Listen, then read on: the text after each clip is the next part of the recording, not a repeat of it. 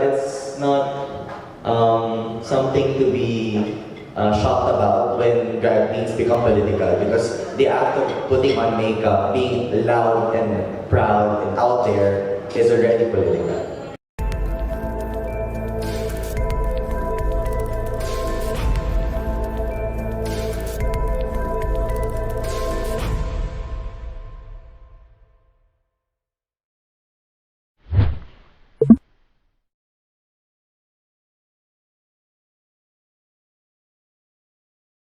Well, actually, in essence naman, when we're doing drag in itself is already political. So that in itself, yun. Dagdag ko lang. So it's not something to be shocked about when drag queens become political, because the act of putting on makeup, being loud and proud and out there is already political.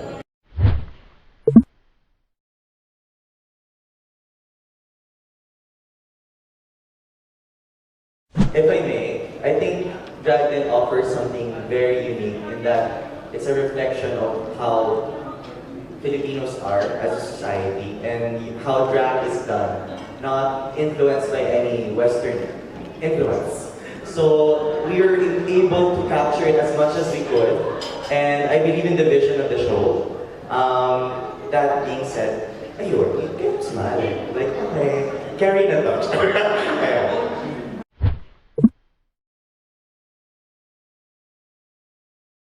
I think sa akin, pinaka-congenial. Kasi magbibigay siya ng unsolicited advice. Okay, girl.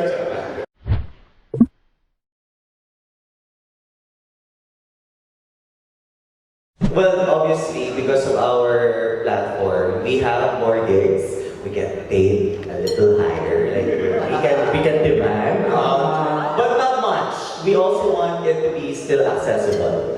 Because it's very important for us to make drag accessible. That's why we have events on the streets for people to actually appreciate, not just within the peer community, but also people of who are straights. But yeah, like everyone can appreciate drag. It doesn't have to be queer. But in terms of my career, I think this is just the beginning. I think there are plenty of wonderful things out there for us.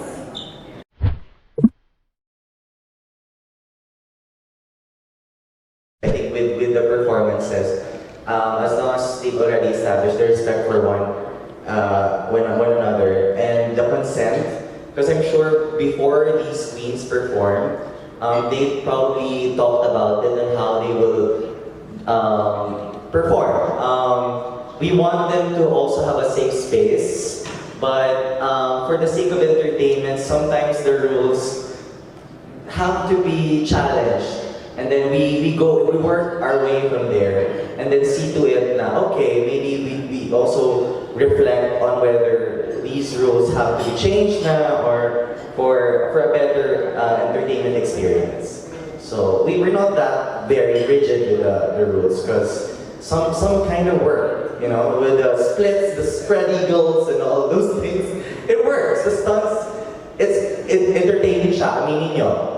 You've seen that, I'm sure. Have you seen that before? Oh, di ba? Entertaining siya. So you cannot tell us na, dapat no touchy-touchy. No, it can. Especially if you already like, oy, gawin natin to, so yeah.